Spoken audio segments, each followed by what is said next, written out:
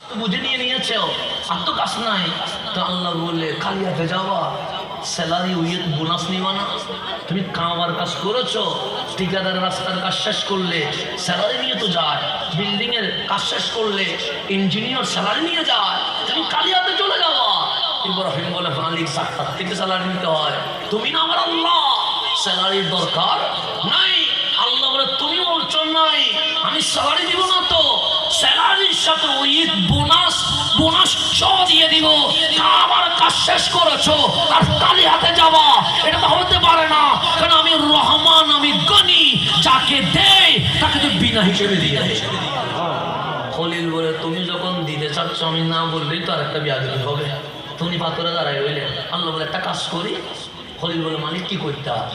দুনিয়ার কত রাষ্ট্রপতি আছে, 40 জনে মানলে 50 জনে মানে না, এরকম হয়তো হয় না। হয় যেমন বাংলাদেশে যদি নির্বাচন হয়, ধরে নির্বাচন হয়েছে 140 জন মানে ভোট দিবে, কিছু মানুষ আছে ভোট দিয়ে যাবে না। যেমন আমি কখনো ভোট দিই নাই, যেটা সত্য কথা, কারণ আমার কাছে ইন্টারেস্ট নেই। আমরা বাঙালি মানুষ, ডালে বাইতে খাইতে পারলে হইল, কে কি হইলো এটা আমরা তেমন দেখিও না। এই পর্যন্ত আমি কখনো কি দেওয়া হয় না, ভোট দেওয়া হয় না। তার মানে কি কোনো নির্বাচনে যাই নাই, কারণ আমরা আহলে সুন্নাত ওয়াল জামাতের মানুষ। আমাদের এমপি মন্ত্রী এগুলোর স্বপ্ন নেই, আমরা চাই শাহজালালের বাংলাদেশে যেন নবী বিদ্বেষীদের ঠাই না হয়, বাস এটা আমাদের কোনো স্বভাব নাই। তো এরকম আমাদের মতো ভোট দেয় না, এরকম অসংখ্য মানুষ আছে না নাই?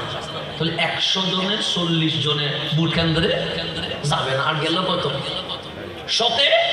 60 জন গেল, 60টা দল নির্বাচনে অংশগ্রহণ করছে, যে 2% ভোট পাইছে, ওকে সরকার গঠন করতে পারবে? 5% দিয়ে পাইছে, পারবে না। 10